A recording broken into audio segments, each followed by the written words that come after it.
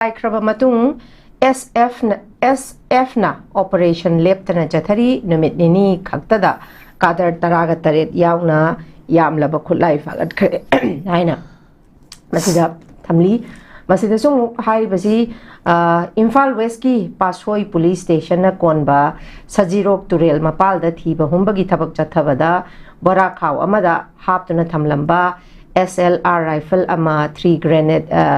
303 rifle ama single barrel ama point kungani thoigi rifle ani flare gun ama 9mm pistol ani hand grenade ama kapayariba nongmai marusing bullet proof ki jacket ani plastic plate mari but ahum sing na chingba langi polam sing phagat pangam ki hairi aja santa masida lakchani basi koi gi president rule lak padagi haidi ching amadi tam ani sigi marakta law si neutralize tawrakadra haibagi thaja basi lai masida di amuksu palli haiba koi gi hai president rule lak pana maram oiraga ching amadi tamgi ani da koi gi law and order si chamanana thamle masigi chapchaba thodang si lokhatli hai adumapu khoina sum thengna jabada hairiba khogi kadar amadi khulai phagatpagi chang henbagi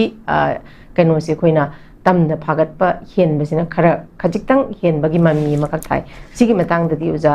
santagi ba mot kari thambeni ngam tang thambi ngasai ka eta ko ka ni khogi hujik lai ba governor na rule to ko matung hai tare improvement ni kara dum lai ta be ro ko improvement lai to so valley manung da khoi gi maru ina khoi samak entrepreneur oi ni na dum khangi ma si se ko belum valley manung da di improvement khare lai only my marabak thi se akhoi gi chochanpur ade kangpok pi more gi route se moina free passage oina open to ngam da se ko ada khoi gi ka ni organization khara irang sibu ingkhat na ba paisa funding to riba adagi irang sibu lang na ba hona bada hena paisa lambi dagi paisa khai ba khot pa yam tawba business to riba mayam dagi paisa gari dagi munba namdar loba ko adagi ngasai gi kenogi chochanpur changbagi ga receive ka amba entry pass ka semam do adu bawdi kharadi handar brain khalle ko hojikse kangpo pila lakoda kuki singi na yam phone na paisa loram do si kasung namdre Imphal Valley manung da su tongan tongan bo organization mayam na lan gi maming da miyam dagi paisa khair ma do phanadi handa male wari bo adu bo to do mo ngai khulai khongat pa chang je yeng ma tam dadi ngai samna da kotu adagi ITLF den adagi moi gi lai ba CSO sing local organization hai tare ko moi mayam na yam phong na koi di separate administration bang dibo khulai pikhaloi gai na tholok statement je trace tawga adu ma statement tholai ba mi jing do phaba pun ba tawgi mapangan leite ko adu koi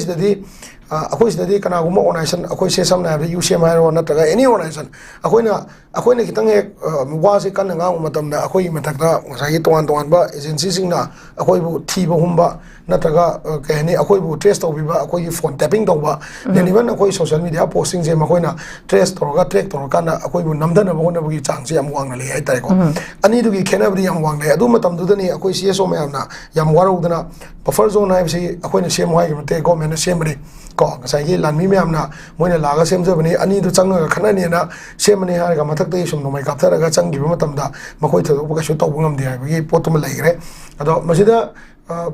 president rule lakting mamang na su hai tare ko lam dai matek tu ma su khoi gi gwalta bi gi sai da khoi gi kuki jinau singna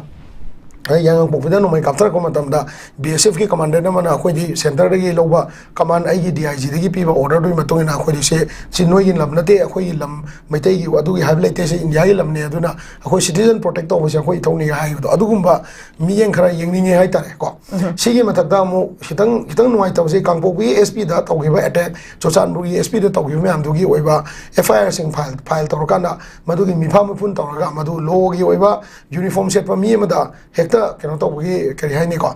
nuai na da ba lai bagi madu gi sengdok na ba na traga madu gi oi ba lo gi chap chap action do lo ngam de ba SP ga yogar ga di district law and order si mai ma ko ta leram ni cham ba constable ma ga lambi da traffic police ga khana ba na te ba ko SP ma sa soi bani adu ma kha ta to ngam de ba aduna